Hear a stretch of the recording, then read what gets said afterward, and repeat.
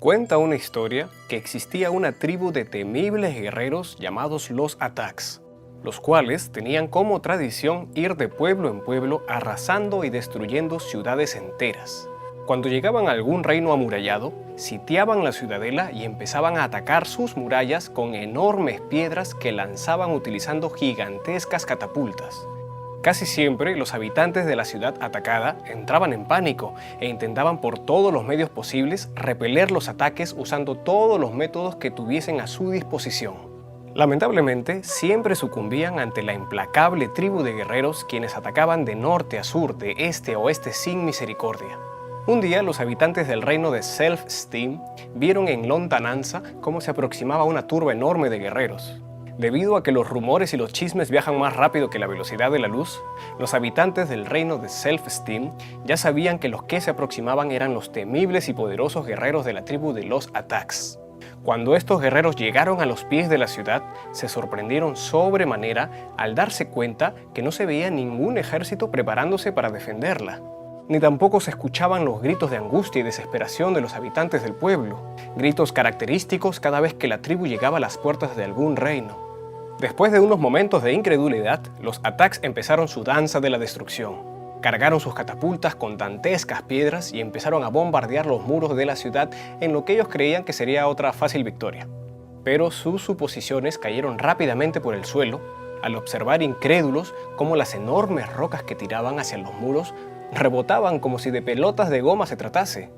Los Ataks no daban crédito a sus ojos. No podían creer que sus fabulosas catapultas no estaban siendo efectivas esta vez. Y lo único que se les ocurrió fue seguir bombardeando. Y así estuvieron durante todo el día y toda la noche sin poder aceptar el hecho de que después de tantas horas de infatigable bombardeo no habían podido siquiera levantar un poco de polvo de las formidables murallas del reino de Self-Steam. Al día siguiente, cuando empezaba a aclarar el alba, los guerreros de la tribu comprendieron por fin que sus ataques no estaban consiguiendo ningún efecto y por primera vez en su historia, rendidos y humillados, dieron media vuelta y se alejaron jurando nunca más volver a poner sus pies en esos territorios. ¿Y cuál es la moraleja de esta historia? El castillo más fuerte no es aquel que más se defiende, sino aquel que menos necesita ser defendido. El reino de Self-Esteem hace referencia a la palabra en inglés self-esteem, que en español significa autoestima. Los muros de Self-Esteem son los muros de la autoestima. Los pobladores de este reino estaban tan seguros de la resistencia de sus murallas que ni siquiera se molestaron en intentar repeler los bombardeos de la tribu de los Ataks. Y si ya te diste cuenta, los Ataks son los ataques a la autoestima. Ahora modifiquemos un poco la moraleja del cuento para darte a conocer su mensaje más profundo. La verdadera autoestima no es aquella que más se defiende, sino aquella que menos necesita ser defendida. Desde pequeño y a lo largo de la historia, las sociedades y culturas nos han enseñado la importancia del respeto, el cual es puesto en el pedestal más alto en la catedral del ego. Y una frase muy trillada dice, no permitas que nadie te falte el respeto. Y por lo general, la costumbre que hemos desarrollado para evitar que nos falten el respeto es levantar nuestra voz y nuestros puños y devolver el ataque recibido con otro igual o de mayor intensidad. Hey, si tú me insultas y me atacas, yo me voy a defender con uñas y con dientes, porque si yo permito que la gente me insulte sin responder al ataque recibido, entonces eso significa, primero, que mi amor propio es muy ralo, segundo, que mi autoestima es muy baja y tercero, que soy un cobarde. Es así como funciona, ¿no es cierto?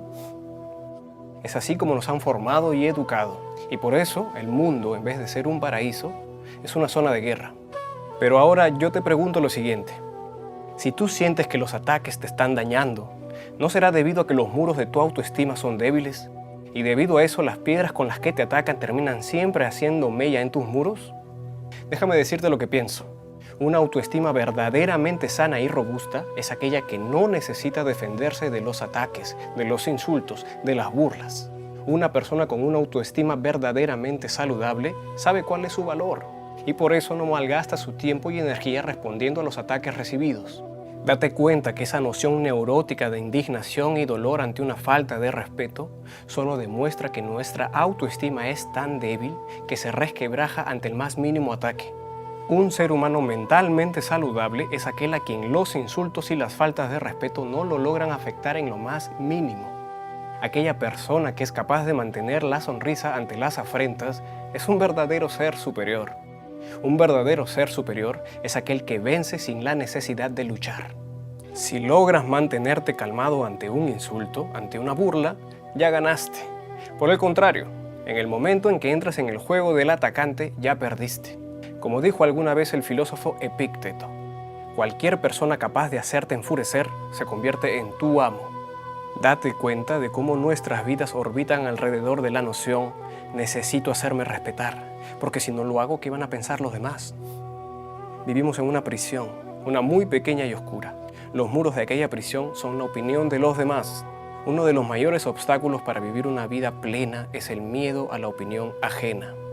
En el momento de abandonar el cuerpo, cuando las personas se empiezan a liberar de la noción del ser, del ego, y empiezan a experimentar la unión divina con el cosmos, en esos instantes, cuando el espejismo del yo está muriendo junto con el cuerpo, nos damos cuenta del gran error.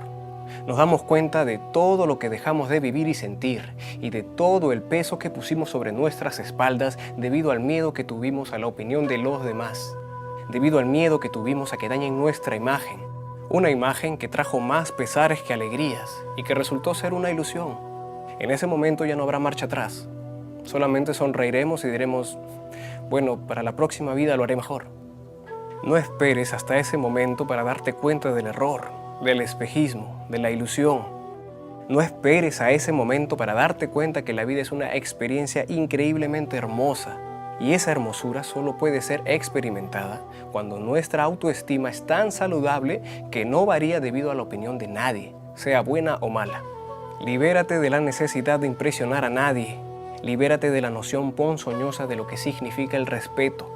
Date cuenta que al esforzarte porque te respeten, lo único que en realidad estás consiguiendo es faltarte el respeto a ti mismo, llenándote de angustia, dolor, miedo, vergüenza, ira y odio. Date cuenta de la tremenda ironía, una ironía que no ha cambiado hace miles de años. Como dijo alguna vez otro gran filósofo llamado Sócrates, «Hey, buen hombre, ¿cómo siendo ciudadano de la gran y sabia Atenas te preocupas tanto por acumular riquezas y honor y reputación y tan poco por la sabiduría y la verdad y el cuidado del alma? ¿No te avergüenzas? Es hora de cambiar, es hora de que seas libre. La verdadera y más absoluta libertad inicia cuando empiezas a olvidarte de ti mismo. Retira esa atención de tu imagen y llévala al momento presente. Y empezarás a descubrir que todas las cosas que te suceden en el día a día, inclusive las más insignificantes, son milagros. La única vía para llegar a esa libertad es a través del camino de la humildad. Humildad para ser tú mismo sin la necesidad de la aprobación de nadie más. Buenas vibras para todos.